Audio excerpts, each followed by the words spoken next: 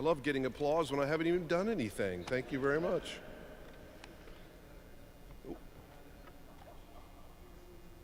Oh, I love that. Perfect. That was even better. Rebecca did a marvelous job. Thank you. My name's Randy Hollerith. I'm the Dean of Washington National Cathedral, and welcome. Thank you for being with us tonight for this really important conversation. We have a number of people here with us in the nave, and I think we have 500 to 600 folks who are joining us online as well. So we're very grateful for your participation. In 2017, when the cathedral removed the stained glass windows that had been dedicated to Robert E. Lee and Stonewall Jackson, our goal was not just to take down 2 windows that were incompatible with this sacred space and our identity as a house of prayer for all people. Removing the windows was the first step, but it was and continues to be just as important for us to examine and discuss the larger issues that give rise to these windows in the first place, and to explore the opportunities we have through art and iconography to tell a different story in this cathedral. Now that we are blessed to be working with 2 incredible artists, Carrie James Marshall and Elizabeth Alexander, on the replacement windows and their corresponding stone tablets, this seems to me to be the perfect time to hold a conversation about the impact of imagery of African Americans and African American culture in art. Because God calls us to do more than just take down windows or statues. We must be willing to confront the issues and the full truth of racism in our culture and in our country. So I'm very grateful to our panelists for being with us tonight, and especially to the Reverend Dr. Kelly Brown Douglas, the Cathedral's Canon Theologian, for being tonight's speaker and the convener of this conversation. But now it's my special pleasure to introduce to you the Reverend Dr. Leonard Hamlin, who is the Canon Missioner of Washington National Cathedral.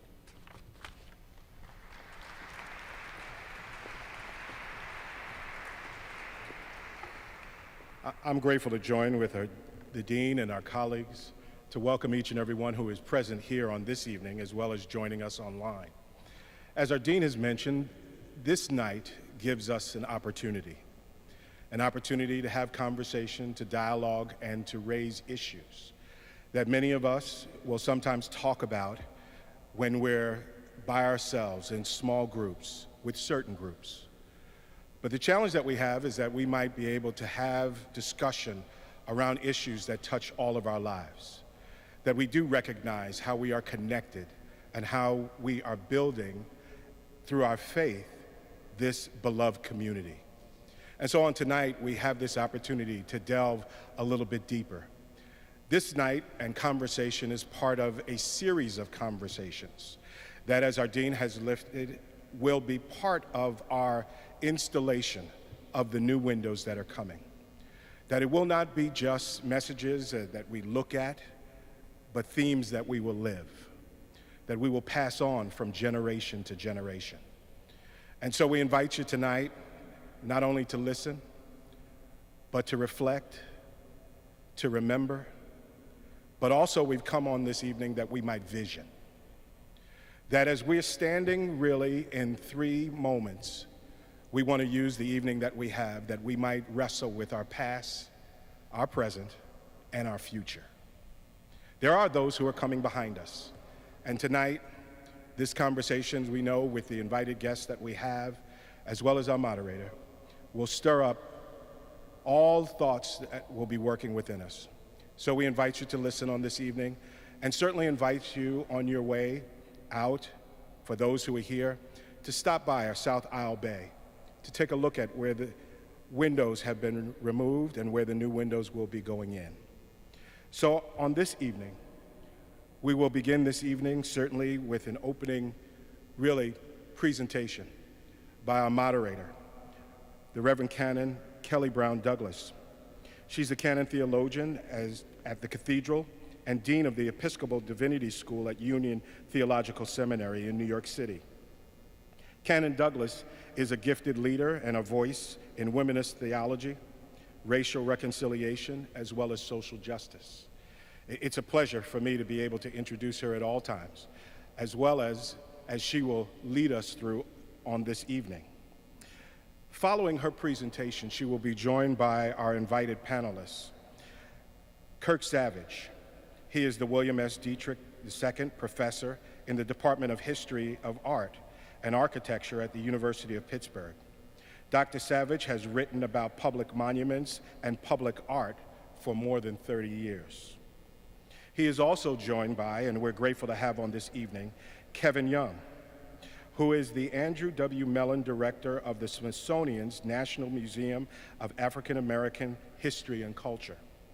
Director Young is the poetry editor of The New Yorker and is the author of 14 books of poetry and prose. And so on tonight, we're grateful to have all three in conversation, that we might leave here not the way that we walked in the door, but leave here better than the way that we came.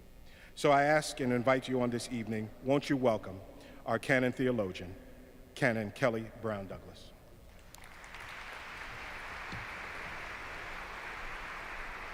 Thank you, Leonard.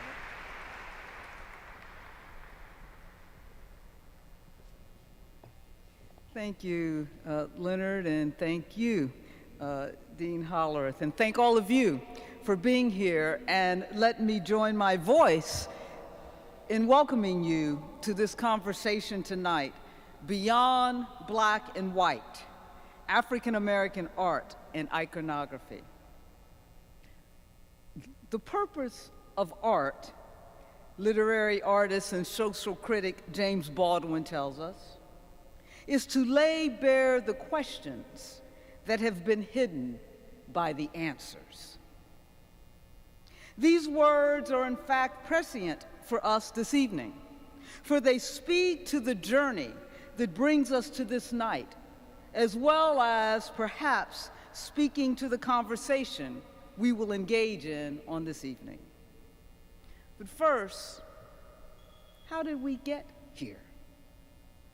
Our journey began when, in 2015, the then dean of this cathedral, Gary Hall, called for the removal of the Lee Jackson windows following the massacre of 9 Black people at Emmanuel AME Church in Charleston, North Carolina. A massacre that was carried out by a person motivated by a white supremacist ideology, as indicated, amongst other things, by various pictures of him surrounded by Confederate symbols. In response to this call by Dean Hall, a task force was formed to discuss the future of the Lee Jackson windows. What became clear early in our task force discussions was that the windows raised questions for us as a cathedral community that had not been raised before. For even as we were asking questions of how these windows got here and how they stayed so long, questions of race, questions of the legacy of slavery and the cathedral's role and responsibility in this regard also emerged. The windows challenged the comfortable answers that we had about who we were as a cathedral, especially when it comes to matters of racial justice.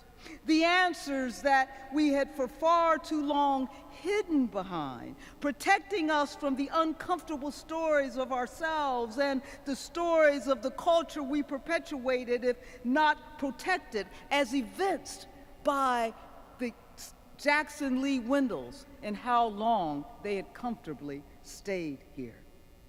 And so, as a cathedral community, as we embarked on a journey of letting the windows confront us with the stories they told and the stories they left out, we faced into these windows, looking not for answers, but for new questions about who we were, and who we are called to be as a cathedral, as a faith community, as people of faith in the struggle for racial justice, thus forever asking, what does it mean for us to be on that divine arc that bends toward justice?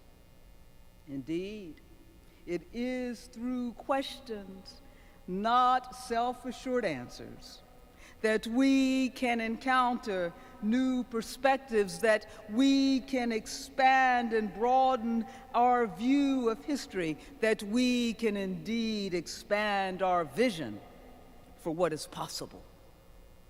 And so, even as the windows were removed in 2017, this journey of unearthing new questions continues as we prepare to install new windows. And that brings us to this evening. Stained glass windows are nothing less than art. Indeed, they were first placed in churches to convey biblical stories for those who did not have access to the Bible or were illiterate. Stained glass windows are nothing less than sacred art leading us to an understanding of ourselves as people of faith, even as we seek a better understanding of God. And so here we are tonight, reflecting on the questions of black and white that are not so black and white, questions prompted by art, be it art in display in sacred places or in public spaces. What is the role of art? What does it ask of us as we navigate the raced realities that divide us? What does it demand of us if indeed we are to move closer to a more just future? One of our speakers tonight, Kevin Young, has reminded us, and I quote him, that any real change implies the breakup of the world as one has always known it, the loss of all that gave one an identity, the end of safety. It is only, he goes on to say, when one is able to surrender a dream that one has long cherished or privileged, that one has long possessed, it is only then that one is set free. Set free, he says, for higher dreams. Set free, he says, for greater privileges. And it is art, he has told us, in its diverse forms that can indeed set us free. And so it is tonight that we come to be set perhaps free, set free from the safe answers that we have had, so that we are freed to ask new questions through the gift of art, as it helps us to understand the complex realities of race that are not so black and white. And so, join me tonight in this conversation with our two guests, Drs. Kevin Young and Kirk Savage, and I welcome them to join me on stage.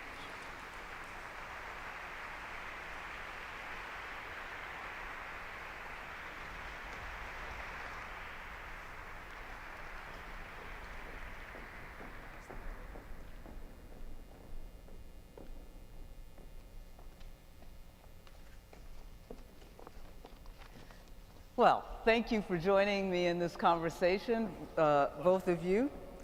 And we're going to jump right in. Right. We're going to dive deep, I hope, into the deep waters. Here we find ourselves in a moment of what some have called racial reckoning. This moment has brought with it this, I say, revival of divisive conversations regarding how history should be told, and hence a move to whitewash, if you will, our history, of the underside of our nation, whitewash it in terms of our nation's struggle toward democracy. And so I begin with this question. Do you think art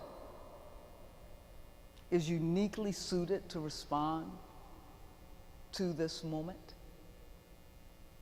Kevin, I'm going to jump right in with you. Man. I thought I was going to get a little time for that one. It's so beautiful to be here, and how powerful to be with you both and you all. You know, it's funny because we actually just named a show we did of visual art, Reckoning. So that gives it away that yes, I do think art is uniquely suited because I think it can talk about the complexity of the moment. It isn't usually trying to do one thing, it's trying to talk about lots of things. It comes from one person, but can address us all. I think in many ways that's what the stained glass is meant to do. And I think of that reckoning in many different terms, the kind of idea of reckoning as in, I reckon, as we used to say. I wonder, I speculate, I figure, but also about seeing, of course, and seeing through recognizing.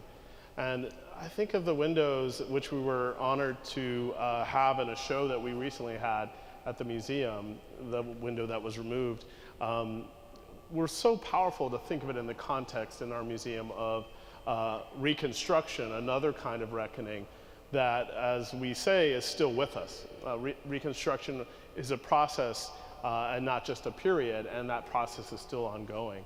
And so I think visual art, art of all kinds, poetry, is a way of understanding that and of reckoning in that kind of figuring and contemplating sense.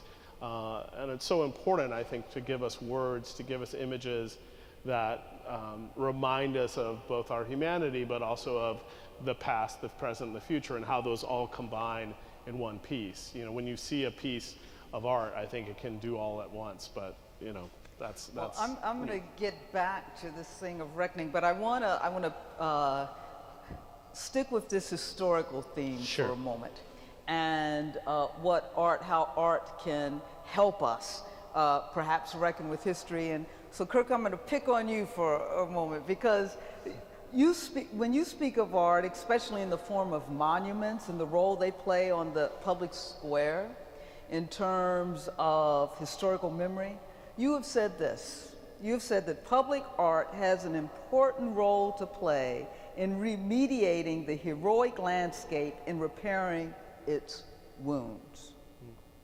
What role, then, does socially engaged public art have in representing and perhaps restructuring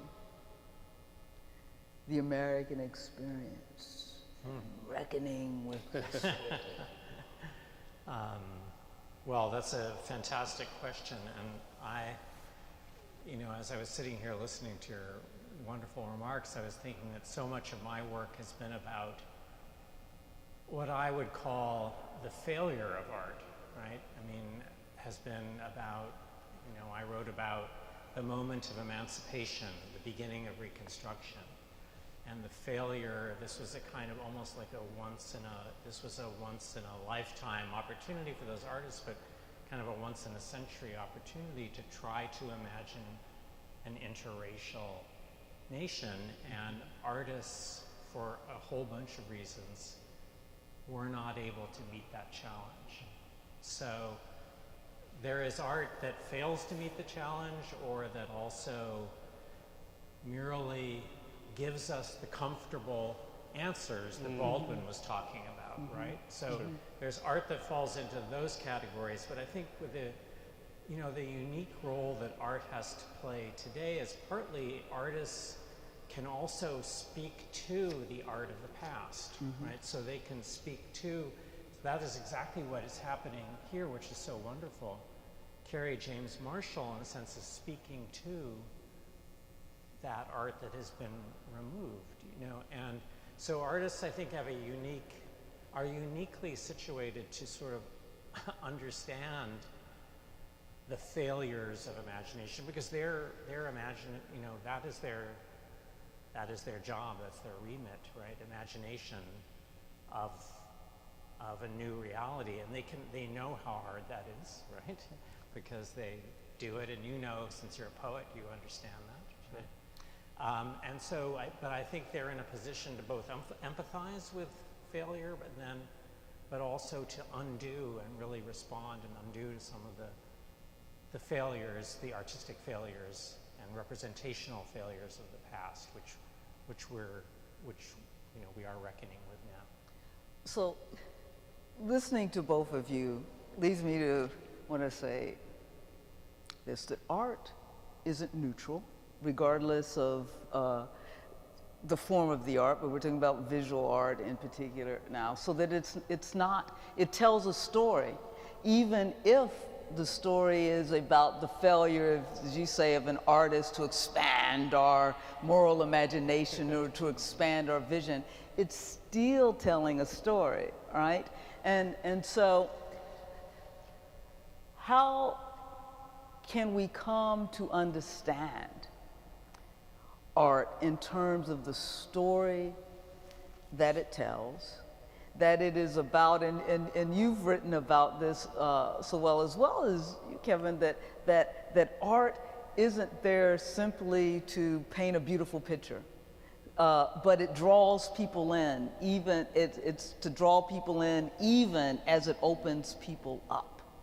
So Baldwin puts it this way, he says, I think it's Baldwin, either Baldwin or Morrison, and you would know that artists are here to disturb the peace. Sure. So how does it do that, and is it art when it doesn't do that? That's a great question. I'd like to say, no, it's not art. We can kick it up, but of course, sometimes it is.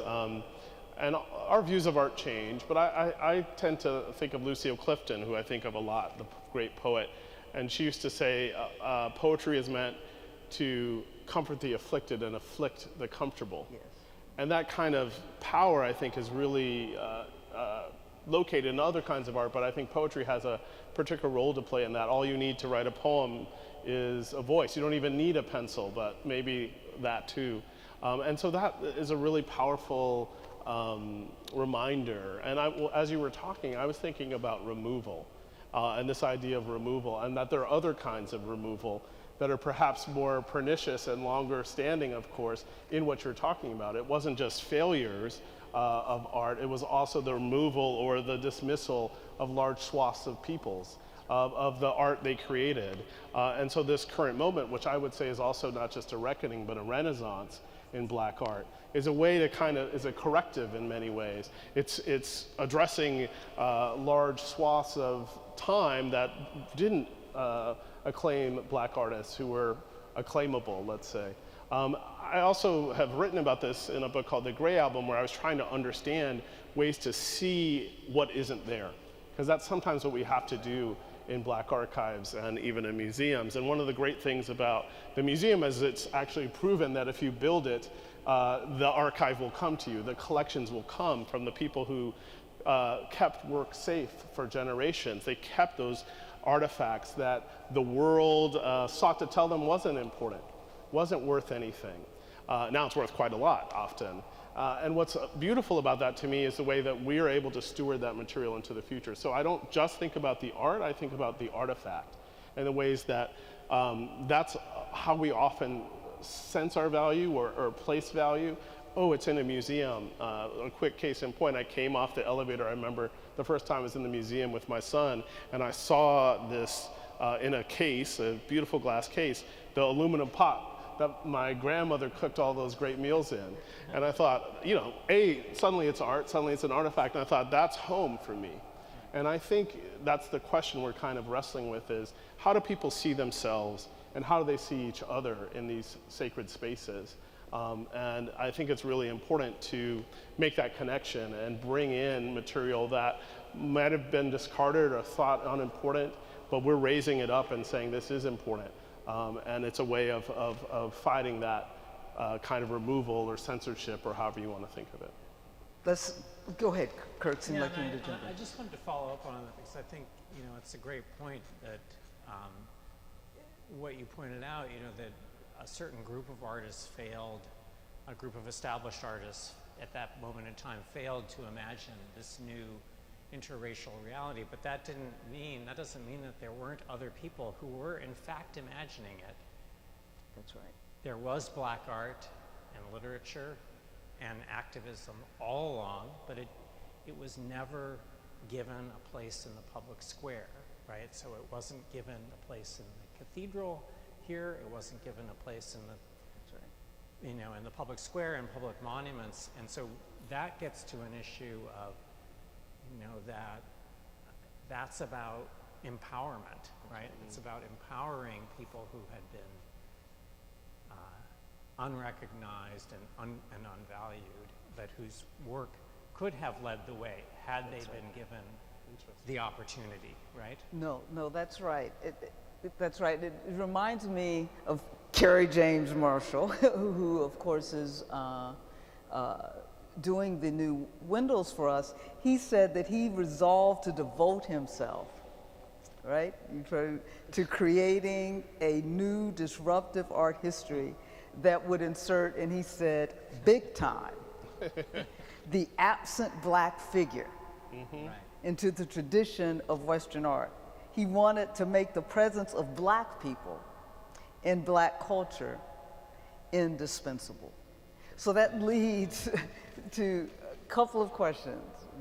One, what is the role of the black artist in that regard? We know there have long since been debates, and going back to the Harlem Renaissance and beyond, between persons like Elaine Locke and Zora Hurston and Langston Hughes, who had differing views on the role of the black artist. You know, do we carry the burden of raising certain issues, of lifting the forgotten history, or can we just be artists? So what is the role of the black artist in the respect that Kerry James Marshall is speaking of? I see you smiling, Kevin, so I'll let you jump in. But then I don't want to make it just be the burden of the black artist. What's the role of the non-black artists as well in bringing forward these sort of forgotten black stories and black culture?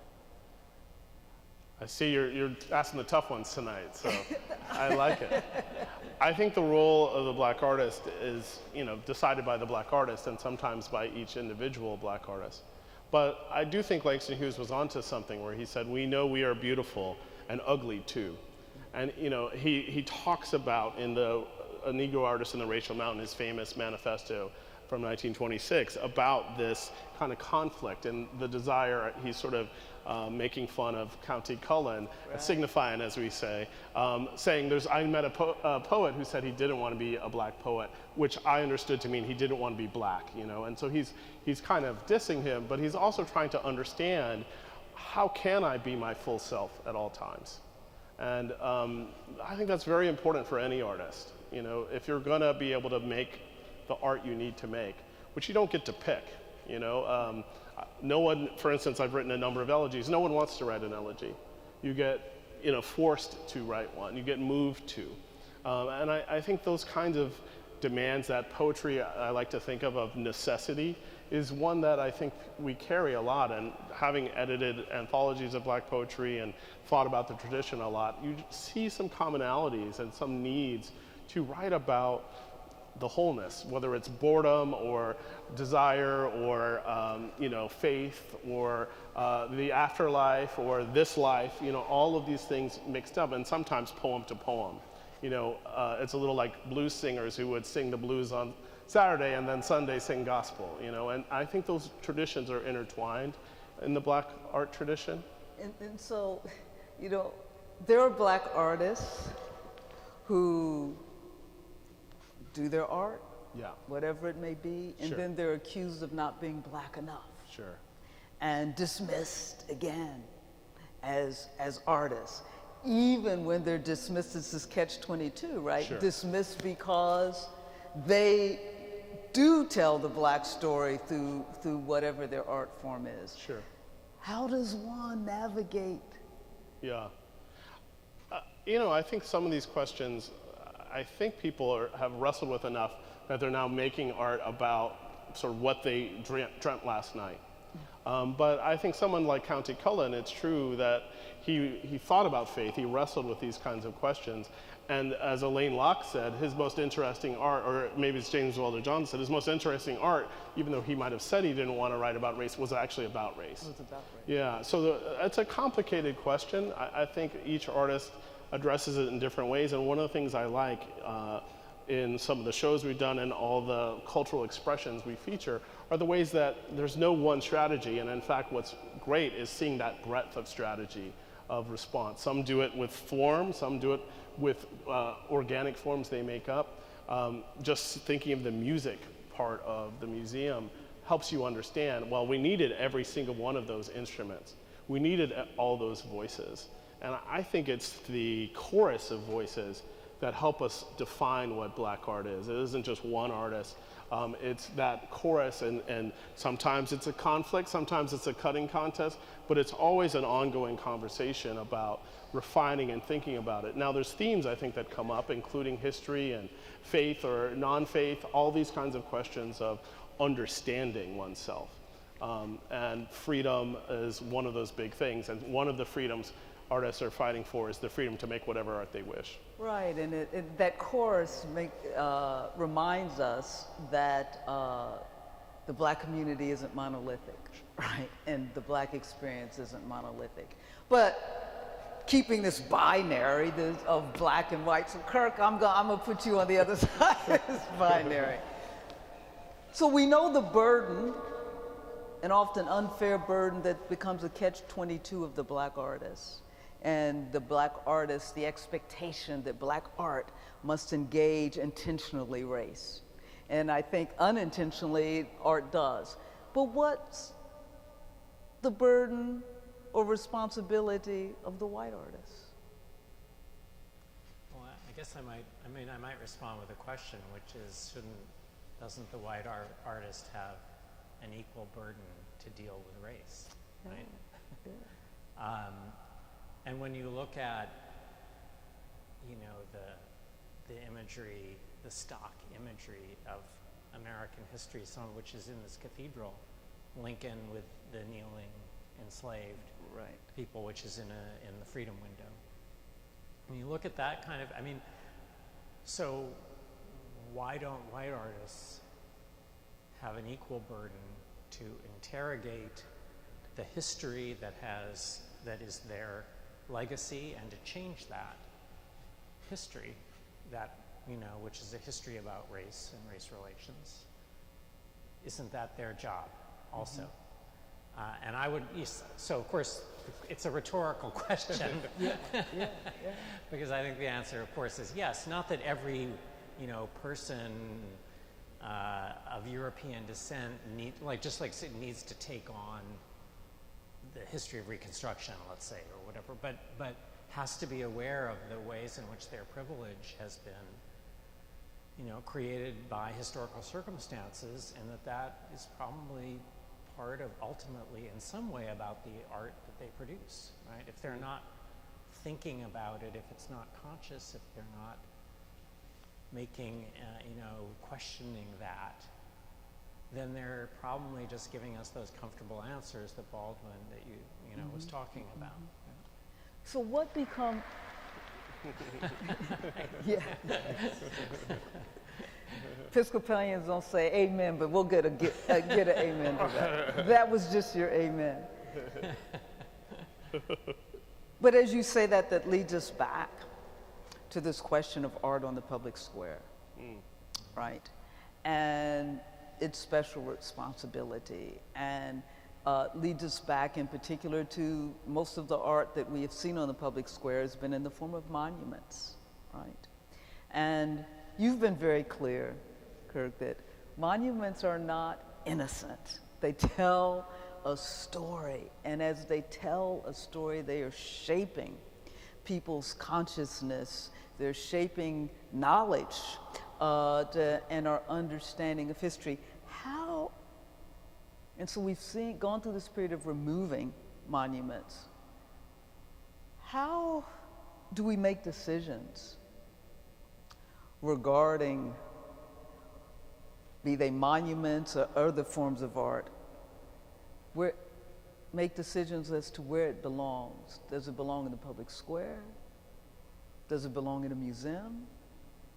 Does it belong in a sacred space? We'll get to implications of sacred space in a moment, but how are we to make these decisions, especially given what you've just said, that say if the the way in which the white artist is reckoning with race is in fact, well, the stained glass windows of Lee and Jackson. They're reckoning with it by telling a narrative, a lost cause narrative, an ideology, and they're reckoning with race from this perspective that we may now believe that is not consummate with our values, but they're reckoning with race.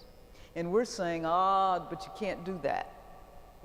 How do we make these decisions about where that kind of art belongs or doesn't belong?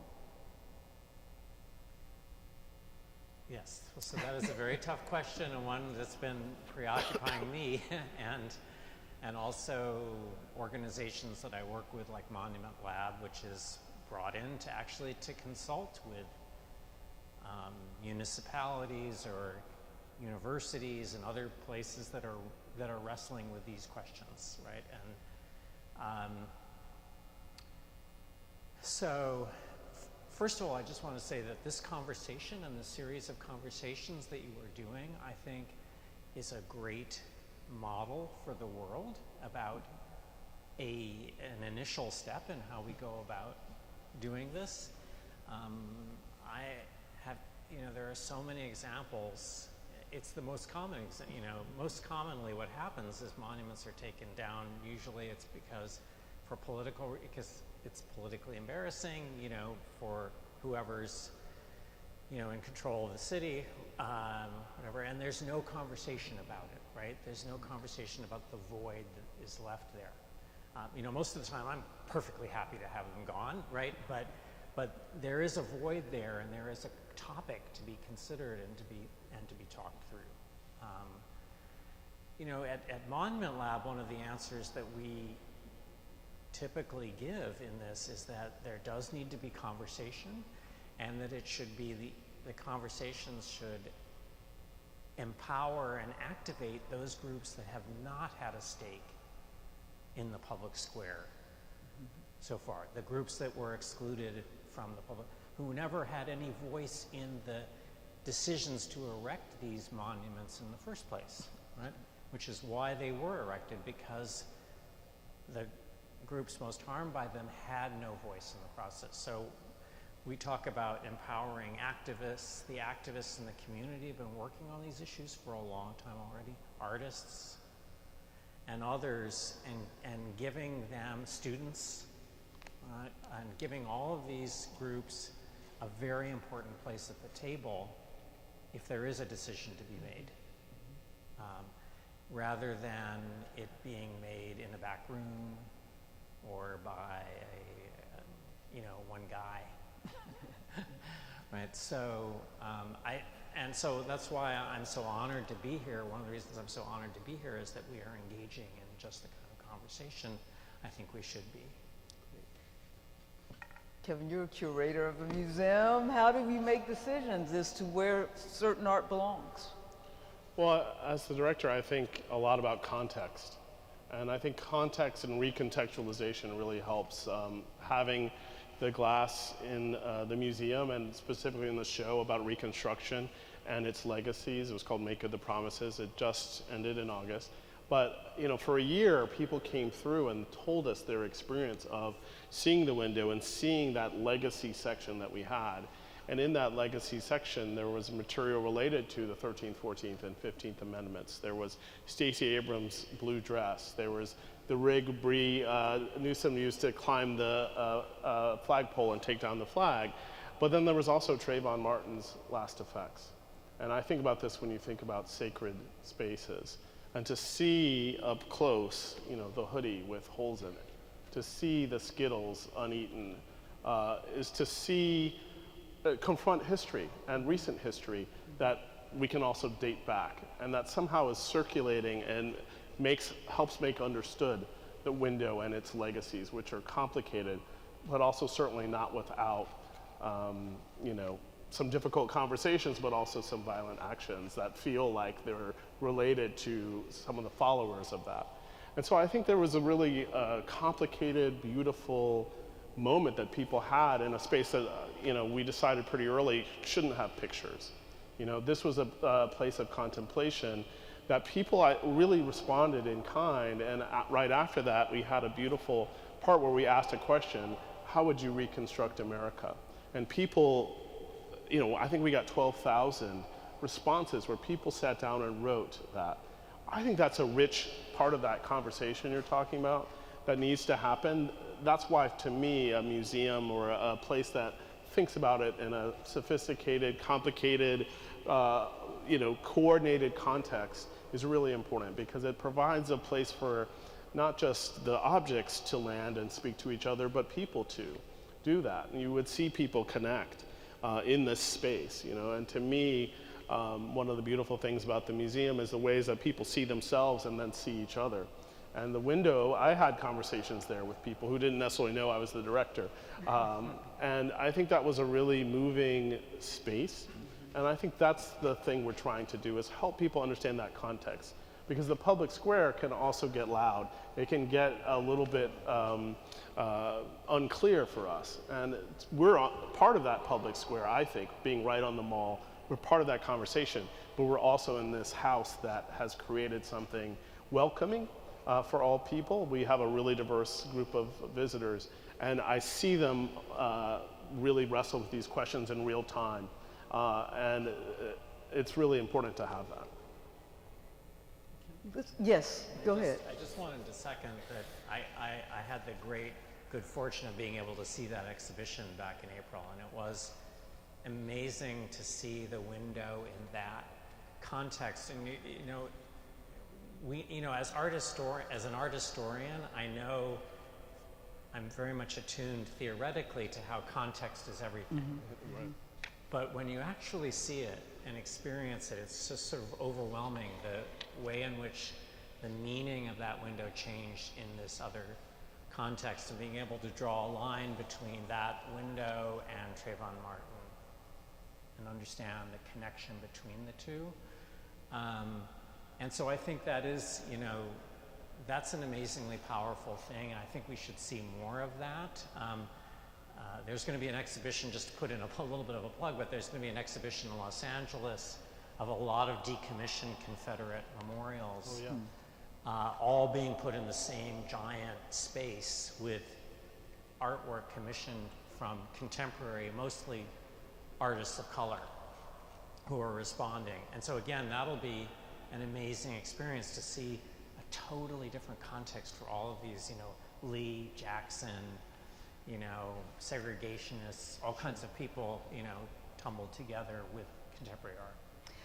Yeah, what's interesting is the way in which you speak of the space that's created by bringing certain art pieces together and allowing them to talk to each other. And so that you take a piece like the stained glass windows, the Jackson Lee windows, from out of a sacred space in order to create a sacred space, right? And create sacred conversations. And so there's this paradox of art that perhaps doesn't belong in a sacred space, but can be used to create a sacred space.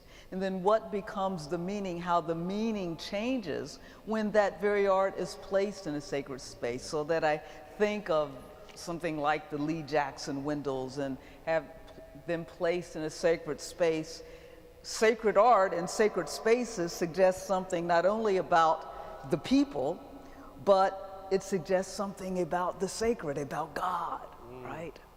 And so that we have to even consider more, it seems to me, the art that we place in sacred spaces because of the role of sacred art, which leads me to ask this question about representation and the importance of representation, particularly in sacred art. I always say that if Black lives really are to matter, then we have to signal that they matter to God, right? And that becomes the role of art in some regards in sacred spaces.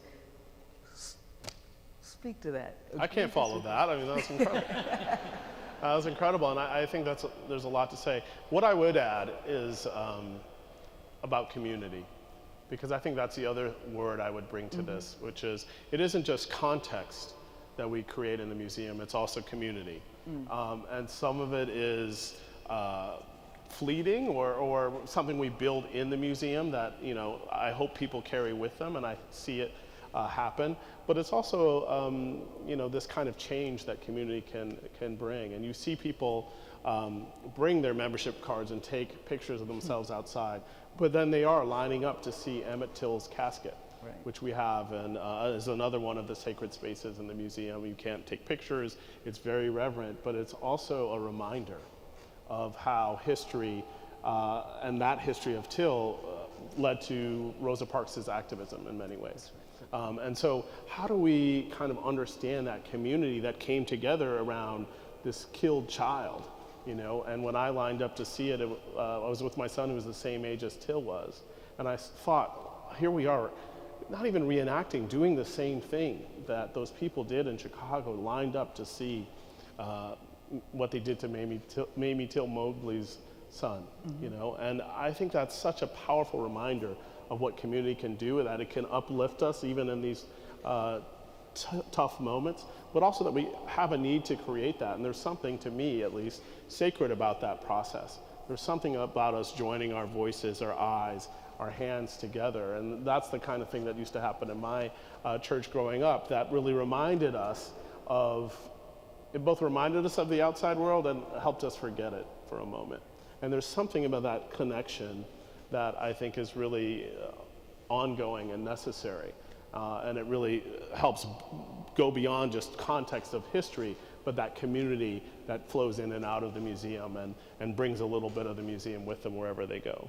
So what is it about art that allows us to have these difficult conversations, confront this history that we otherwise can't confront? You know, I've been to the museum and seen Till's casket as well, and while that brings people together in the museum, outside of the museum, talking about Emmett Till and what happened to Emmett Till, in fact, it's so controversial that they're trying to take it out of the history books in our schools, divides people.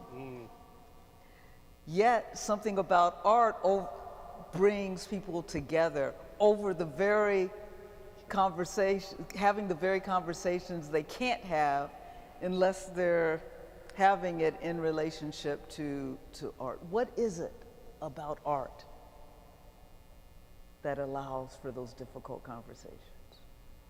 I mean, for me, in poetry terms, you know, poetry is something you can carry in your body. You know, you memorize it and it's yours in some way.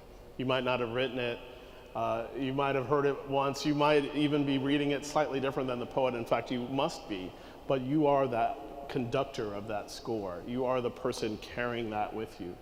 And I think art does that in many different ways. You carry that image with you. You're able to see how someone else created it and then travel across time and space, just even seeing it to witness that. I'll give you two quick examples. One is that upstairs in the museum in this Reckoning show, we have the portrait of Breonna Taylor by Amy Sherrill. And you can't help but come from Till's casket, say, and move your way up the museum and see this portrait and think of some connections. And this young person taken from us too soon who had dreams and hopes, that it's a very different feeling, though, that this artist, Amy Sherrill, terrific artist who, as you know, made the first Lady Michelle Obama's portrait, that she's transformed somehow. She's brought her to life. And that's a slightly different feeling, at least to me, that art can do. And she's looking across the space at a portrait that Bisa Butler did of Harriet Tubman in a quilt. And it's just a gorgeous, I was just looking at it a few hours ago, and to see these two look across time and space to each other and through us to us is really important. It makes Harriet Tubman a contemporary for a moment, and it also thinks about that iconic travel and these black women artists who brought these women to life for us. And that bringing to life, that revealing living history, that history lives in us and that we have to also make it alive, is what I think art can do and why it's special and slightly different, I think. think, than other things. So Kirk, can monumental art, meaning monuments, can they do that? How can they do that? What has to happen on the public square for that kind of art to do that, to bring us together and not divide? Because so far they've divided. Well, you know, I can think of, this is always a sort of a question about what makes a monument compelling as well, and which is something I've thought about for a long time. But when there is a design and a focus of attention that is compelling, and you get that in a place like the Lincoln Memorial, you get that at the Vietnam Veterans Memorial with the walls there. When you have a whole bunch of people coming to a space and focusing on the same thing together, and it's compelling, which is what the art, you know, great art will do. It compels our attention. Then it does create this kind of community, a kind of, like you said, a kind of fleeting community. I mean, I felt it very much in your space, and it was partly had to do with the staff and so on, creating that atmosphere. And it's a little bit different in, you know, on the floor of the Lincoln Memorial, but you still feel that. I still feel it every time I go there. That it's not just about us and our own opinions and our own selves, but actually we are grappling with, you know, this amazing figure of Lincoln, who was himself, you know, dealing with this very tragic history, right? And we have another focus that we join together for a moment around that. And I see that here in this cathedral too. You know, you have this amazing building, and people come in here and they're all experiencing this amazing space and the windows together, the people who happen to be in here at the same time, you know? And it's a really interesting bonding experience. And it doesn't, you're right, it doesn't happen at every monument, for sure. I mean, I cannot tell you how many times I've been in the middle of a traffic circle and the cars are whirring around. People are wondering what I'm doing in the middle, you know. And then but in the right context, in the right space, with a powerfully designed work of art, it allows us to, I think, be with other people in a different way. How can we get, though monuments are so sort of stationary and all of that, how can we get monuments to talk to each other? I mean, you know, we know that Confederate monuments appeared in the public square during certain times in our history, you know, whether it meant promoting a lost cause ideology, or whether it meant holding off, sort of resisting civil rights progress and all of that. These monuments appeared at certain times, telling really a story of our divided history, and they appeared in certain places and they didn't appear in other places, and other monuments were absent from the public square. Is there a way to get monuments, if you will, to talk to each other so that indeed it's not that we wipe, not that I'm advocating for this, but wipe Confederate monuments off of the public square, but is there a way to keep them on the public square if we can put them in dialogue with other parts of our history? Because a lot of people understand who they are from what appears on the public square. They may never make it to the African American Museum of Art and History. The public square becomes the place where they have a sense, as you have well pointed out, it also gives them a sense of identity. So how can we become more responsible stewards of the monuments that go on the public square and that tell the complicated realities of our history? Or can we? Yeah, so, you know, that question of whether we can create new dialogues and contexts around existing works that are still in situ is, you know, again, one that that I've grappled with for a long time, and Monument Lab has been grappling with more recently. And I think there's certainly no easy answer to it, but at times I've wondered, for example, to give one example, the Lee Monument in Richmond, which I spent way too much of my life investigating in archives like the Museum of the Confederacy. But that monument, when it was taken over by the Black Lives Matter movement and created this incredible, where it was graffiti but also painted, and there were performances, and I often wondered whether was that something that could be sustained. Ultimately, the monument was removed, which I also understand. But how can we reanimate these monuments, put them in dialogue, maybe with other artistic installations at these sites, but reanimate them with the kinds of questions that you started out so wonderfully with, that Baldwin says are hidden by the answers.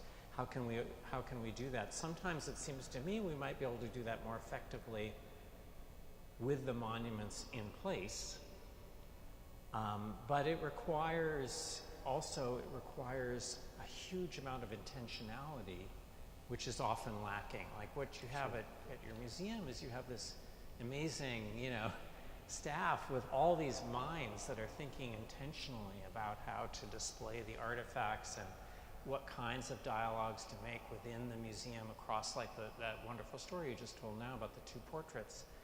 And that the realities of the public square is that doesn't happen for the most part, right?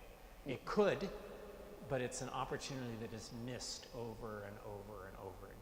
So what's the role of places like this in creating that kind of dialogue? Sure. The dialogue, in these stark terms, in these binary terms, of creating the dialogue between black and white art. Sure.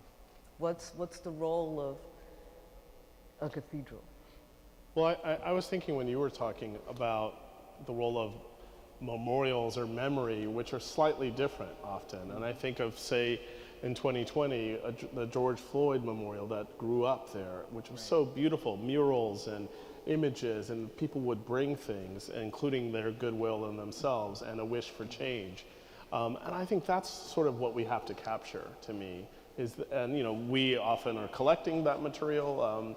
We have signs from, for instance, the Black Lives Matter Plaza here in DC that we collected. It's important for us as a museum to continue to collect the now and the new, and to continue to engage with that. And I think, and I would applaud you all for doing the same, and very much thinking about how do we talk about now, how do we engage artists, someone like Carrie James and Elizabeth. These are some of my favorite people and some of our best artists.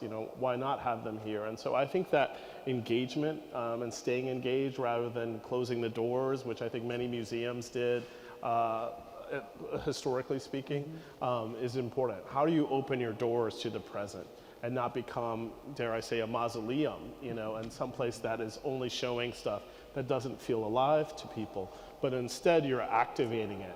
You're constantly making it a dynamic space, and I think of the cathedral as very much that. Go ahead. If I could just follow up on that, I think, this, in a way, this cathedral is an ideal place for that, because it's all in one building, and there are these multiple narratives being told, and if you go through the space, you can see, there's still part of that lost cause narrative is still here in certain respects.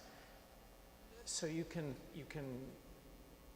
do have a dialogue already built into the space. But what I was going to say in following up on Kevin's remark was, how do we engage viewers in a way so that they don't feel that they are passive consumers of the imagery? Right, exactly. Right, so like the imagery is almost like God-given, and you could feel that especially in a sacred space. When you say, well, no, actually every window had a date, and a specific reason and an agenda. Every element of this cathedral has, and they're competing agendas because they come from different periods of time, and they're all. It's almost, it's a completely unified, beautiful space, but there is a cacophony in it.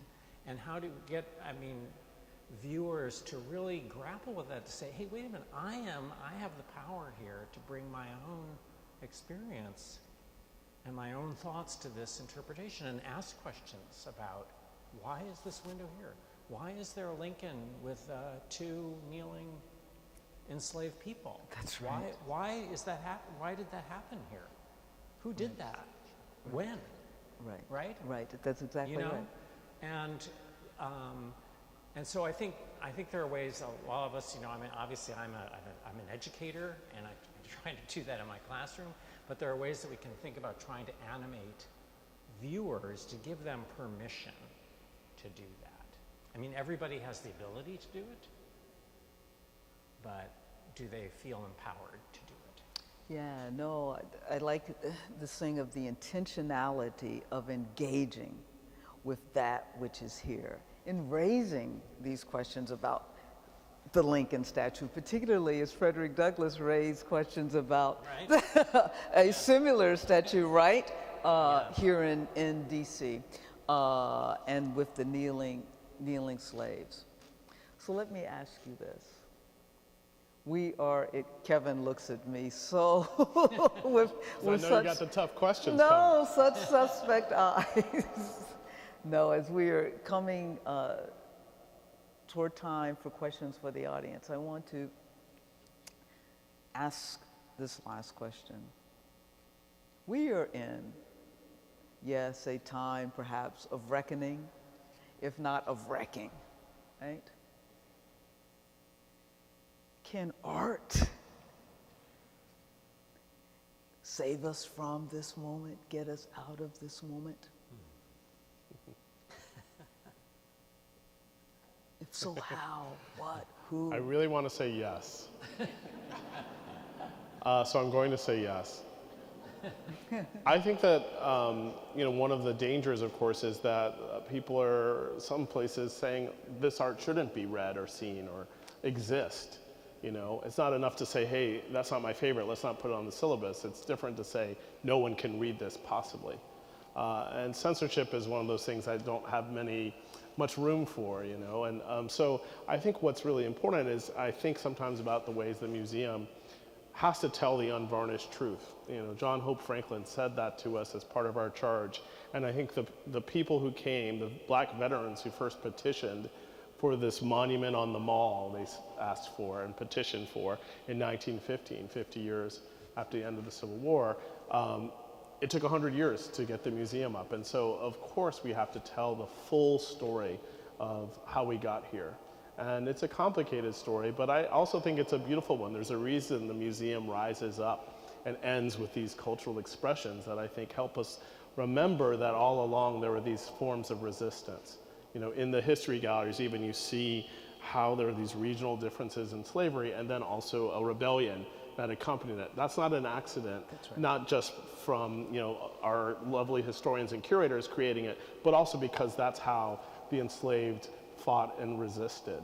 And so we have to keep that understood, and resistance takes different forms, and I think art is one form of that.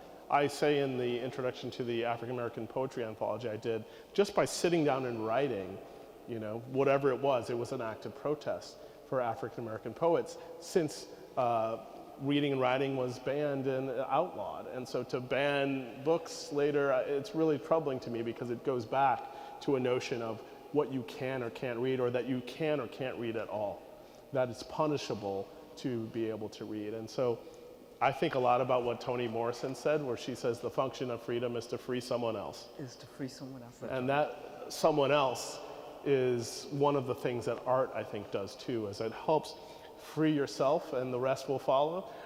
That kind of quality, I think, is so important to how we think about art in the museum, but also culture more broadly and history always.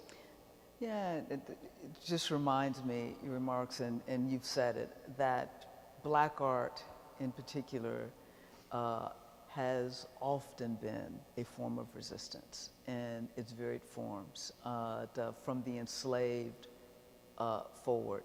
It reminds me of the importance then, as Black history is being contested, which means Black art is being contested, and the importance then of places like the museum and the cathedral to again be a place where that contested art and that contested history can indeed be confronted and encountered.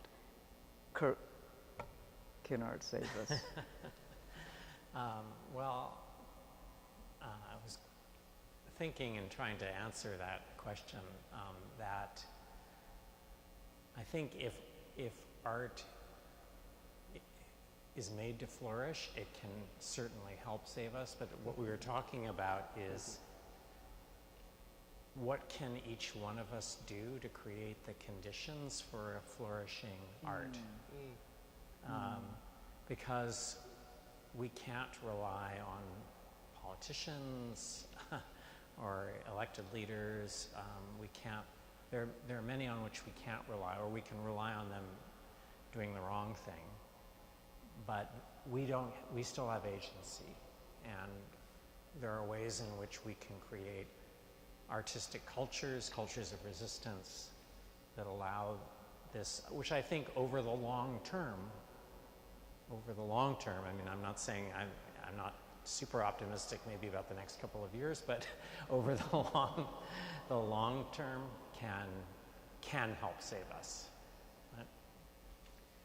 So we end where we began in many respects, with Baldwin's words that art lays bare the questions that have been hidden by our comfortable answers, right? And hopefully we can indeed allow art to do that for us. And with that, we turn to questions. Yeah.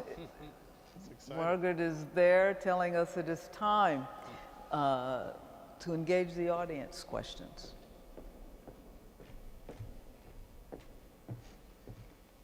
Well, thank you. For those here in person, there's a QR code in your program. You can scan and submit questions online. For those joining online, the link to submit questions is in the bio, the description of the YouTube video. So our first question for the evening is from Kevin. For better or worse, a lot of Black art can feel foreign or unfamiliar to white audiences. If you were trying to teach white audiences how to appreciate or understand Black art, what would you tell them to look for? Wow. I think I'm not sure I agree with that premise. I mean, if you don't like a piece of Black music, which is art, I don't know you. Like, I don't know that person. And so in a way, I think of music quite a bit, not only because I think it's one of those things that can transcend language. It gets us to move. It moves us in different ways. But it's also kind of is it a gateway? I don't know the right word, that it kind of sneaks in your head and suddenly you're humming along and you don't even know it. I think the challenge is to help us understand that connectivity and, again, that conversation. And I think sometimes people haven't overheard that conversation or don't recognize immediately aspects of what we've been talking about all evening. But I think when you see that portrait of Breonna Taylor, I don't know, the people I've been with who are of all kinds are just immediately taken with it or taken over by it. You know, there's a way in which you're confronting that face, that hip, that look, that I think is really her own and that Cheryl has made really present. And knowing the context and thinking about portraiture and the history of portraiture and how she's using light and all those things is helpful and only deepens it. But I always try to get people to see, they maybe haven't seen enough of it, is what I would say. The more you see, the more you get to feel comfortable and understand it. But it's, sometimes people say to me that they don't know poetry or like poetry. And I'm not sure I would say, do people say they don't like music? I don't like any music. I would be like, I don't know you or want to. And I think a lot about What Duke Ellington said, he said there's only two kinds of music. There's good music and then the other kind. And I think that what's really exciting is the ways that Black artists so often talking to each other and talking to music, for instance, and provides a rich context for how we go about it. But I think you'd be surprised, this reader might be, but how many Black visual styles they are very familiar with and don't realize they're experiencing. That's the other thing I would say, is it's also part of our fabric in the American visual landscape. And so I would maybe have us think about that first as a way of understanding how these, let's call them fine artists, are taking that and going even further with it. Just because his name was Kevin doesn't mean you can't answer. I swear it wasn't me who wrote that. I was just thinking, actually, having taught, the history of American art, including African American art, that I have a lot more trouble getting students to relate to certain kinds of art by white artists, abstract and more, conceptual art. Then I think you're right. Then it's just simply these visual traditions, I think, are better known than people realize, and they just didn't identify, maybe even understand where they came from. Well, I think, sorry. Yeah. I think also this tension between the abstract and the figurative is so interesting, because you see the ways that Black artists wouldn't always abandon the figure and kept it through the vogue, it's not a vogue, but the movement of abstraction. And they really, people like Jacob Lawrence, and through the height of AbX experience, were still making figures because they wanted to do what you're saying Carrie James did, which is retain that Black figure, restore that Black figure, explore that Black figure. And I think that's a really important aspect. But then we have a lot of great Black abstractionists too, and so understanding that is really exciting to me. I am reminded, and you may have said it, and I can't remember, and perhaps Baldwin, but that through art, we learn about ourselves, even as we learn about others. And so, my first response in hearing the question is, what does that art and the fact that it seems, I don't know what the word was, exotic, or what does that tell, what is that saying about yourself and the way in which you have engaged the world and other experiences and see the world and the normative measure by what is art.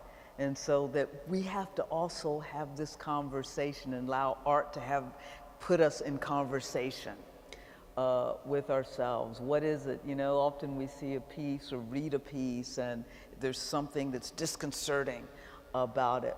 What is it about us that makes that so disconcerting? Thank you. Our next question. During times when Black art was not part of the public square, what has been the role of Black folk artist? Role of Black folk artists. Great question. So we have to keep going. I think that's a big question, but also I think there was, one could say a little like the poetry. There's folk poetry, but there was also poetry. These people respected both traditions and drew from them to create what we think of as sort of the verse tradition. There isn't, one of the hardest things doing an African American poetry anthology was to leave out the blues and the folk songs that so informed the poetry. But the poetry is so big at this point, the book's over 1,000 pages, I couldn't convince my editors to put another 1,000 of lyrics. They're also fairly well represented, and that's just an example. And I think folk art, both a little bit late to be recognized, but also was always there. And to me, it speaks again to community, and that often there'd be an artist in a community. Even someone like James Van Der Zee, the photographer in Harlem, I don't how would we characterize him? I think of him as a tremendous photographer and stylist, but he was also an everyday photographer that you could go get your picture taken by. And the beauty of his photography is that it spans both figures who we now think of as famous, or images like the couple in the raccoon skin coats that we think of as very famous, and then everyday folks who came into his studio. And he chronicled a wide swath of people, and now we value those in ways we wouldn't. And again, I think folk art is a term that almost says as much about us and how we think about where art comes from as it does speak about the art itself. Yeah, and I for a while, I was really interested in what we might call Black folk forms of memory, because Black people were shut out of the public sphere and weren't able to create monuments or decide on them. How did they stitch the memory of the Civil War into their lives? For example, quite literally in a quilt, taking a bit of an ancestor's uniform, Union uniform, and actually stitching it into a quilt and making a beautiful piece of art in which these kind of memory markers are located. And that ability to create, to keep memory alive, but also to create new things from memory where you could, with the materials that you had at hand, in a way that was, your community, your family and community would have seen it. So it becomes extremely important in your own life and local context, but it has nothing to do with the public sphere, the public square, which is a political space that they're shut out, in which they have no real voice. I would also say that they're creating a kind of public square, almost literally out of a quilt. And right. There's something about that and quilting as a kind of not just a goal, but also a method that Black folks have employed in other ways of stitching together these other things. And I know you're saying that. But I would just underscore the ways that, we're all in the debt of that. My grandmother's quilts, which may still keep me warm, are also things that now are valued in different ways, but they were always valued by the communities that kept them and kept them safe.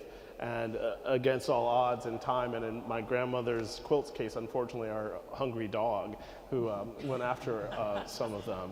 But, I think that kind of, again, it speaks to what we value, how we value things, what we understand as fine and folk, those distinctions that I think luckily are often being erased. And you see something like the Gee's Bend quilts. These are works of art. We don't have to label them beyond that. And to see the ways that, for instance, their modernism that existed in, this little part of Alabama is really powerful. This emphasis, or this point that you make on what we value, what is valued as art, and what is considered worthy to be called a work of art, right? And that has much to do with the culture that we live in, and what is valued in a culture, and what's called classic and what's called folk, etc. EL from Washington, D.C. asks, within the U.S. specifically, do you see a distinction between Black art and African American art? And is there a concern that either may become a novelty in a country that doesn't necessarily integrate it into the whole of American art?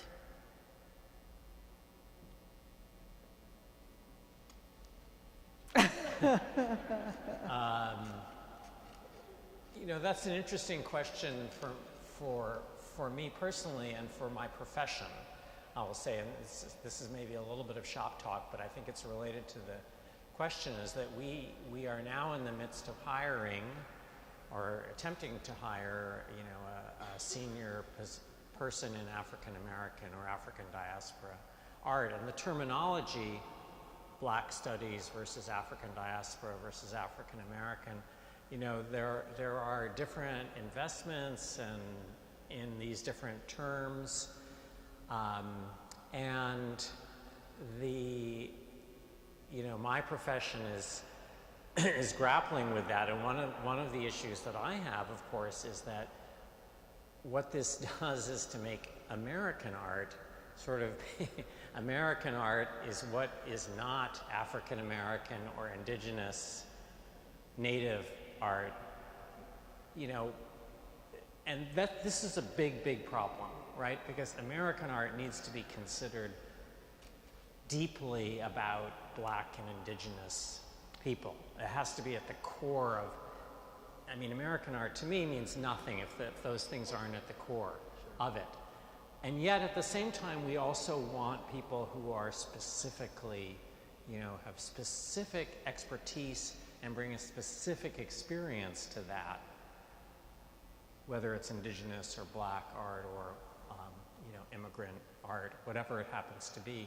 So, you know, but that question of how do we integrate it into our idea of America, which is kind of the question in this, same question in this cathedral in a way, right? How do we do that? So I'm going to hand that off. That question, I ended with a question that I handed off to you. Good. That's pretty good.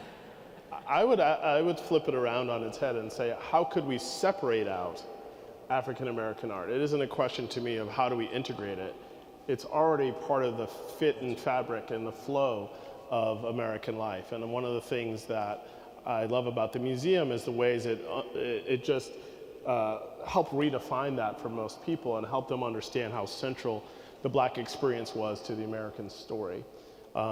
This is something I had luckily thought already and written about, and so to be in a museum where that's true is so powerful. I'd written a book called The Gray Album, and the subtitle's on the blackness of blackness, and I think that was trying to understand at first the ways, you know, how Black is American culture, and pretty quickly I came to a lot, you know, a whole bunch. And so then I started thinking, well, what's Black about Black culture? What makes it unique? What makes it special? And that's, I think, the moment we're in, is how we're describing it.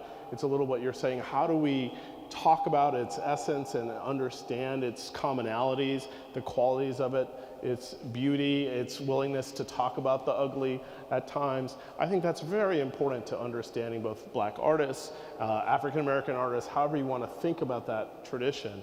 And those are nesting within each other. And to me, that powerful understanding is built quite literally in our museum on the foundation of the history, galleries, and then this culture comes through that. So it's a great question, but I think it's really a way of, I don't think you can separate it out, and we have to help people understand that. Thank you. We've got time for a couple more questions. Crystal from Arlington asks, what are some examples where the context of the monuments in the public square was accessible and communicated well to visitors? Wow. Besides the ones you mentioned, I mean, I think you mentioned some really beautiful ones. But I think about the controversy that the Vietnam War Memorial faced, you know, at first. And I think it's partially about how do you see yourself? And the names in the abstract didn't feel that way, but you go to that monument and you just see yourself quite literally.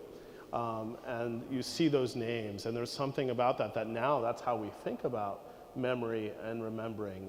Saying the names, which is certainly part of the Black tradition, is really crucial to how we remember such a, again, divisive event. And I think it's really powerful to see the way that a monument can heal. I don't know if it's the context or if it's what people bring to it. And I remember long before I was in DC or had this job or, you know, thought about this, I was so moved by the way people brought things to that and made it their own. And I think that's the other thing that happens in a beautiful memorial is people personalize it. It's theirs. They pay homage. They make a pilgrimage.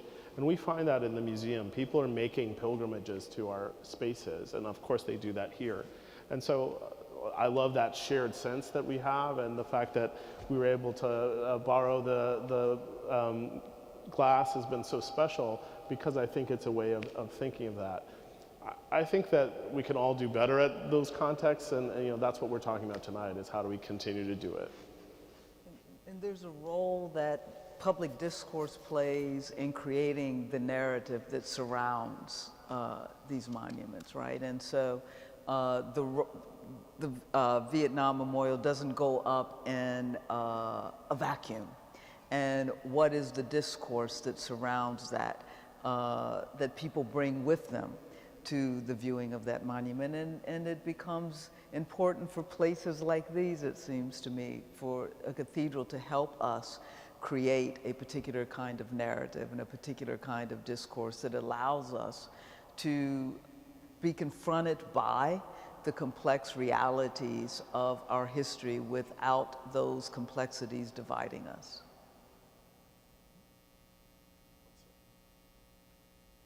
Our final question for the evening is from Kate in Arlington, which I'll amend just a bit.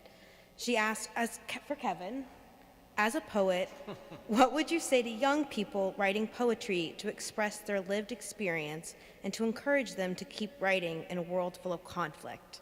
And to expand on that, I think we can open it to a little bit more than just poetry. Sure.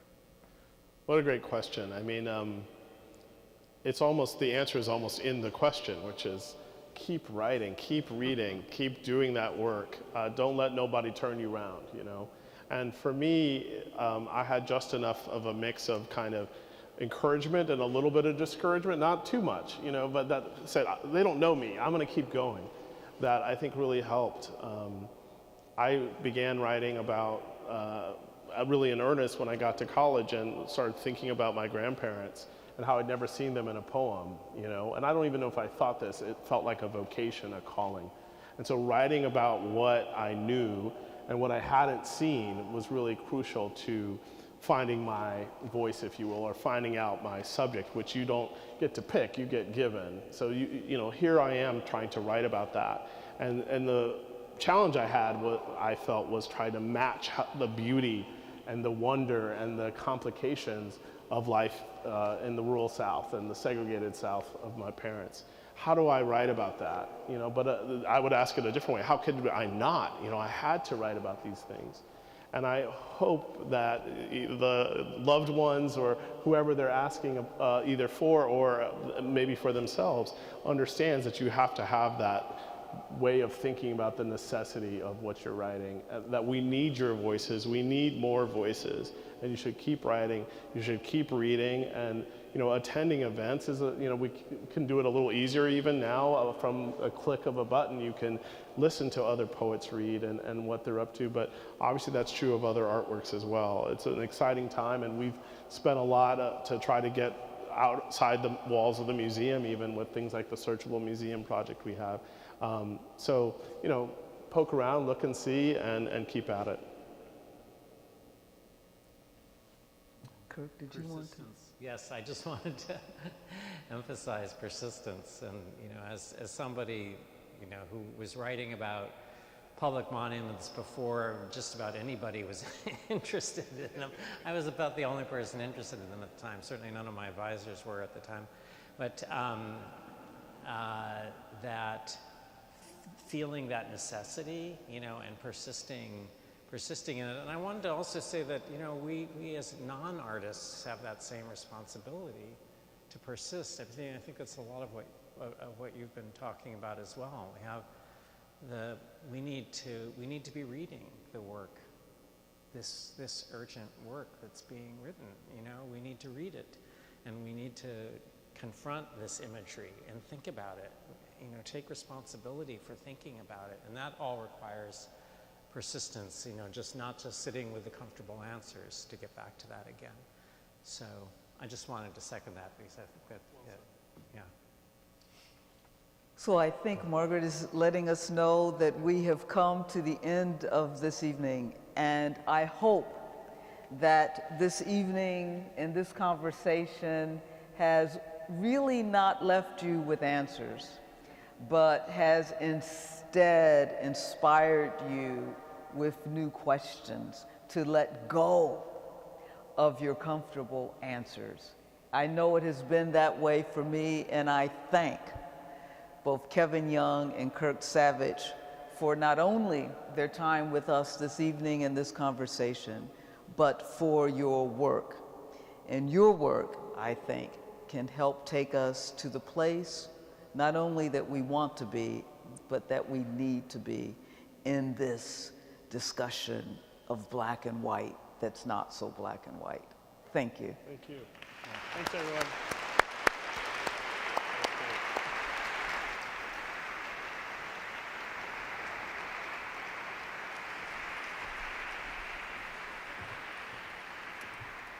I know everyone joins me in being so thankful to Kelly and Kirk and Kevin for the gift of their time and their expertise and their openness tonight. So will you join me just thanking them one more time for their presence with us?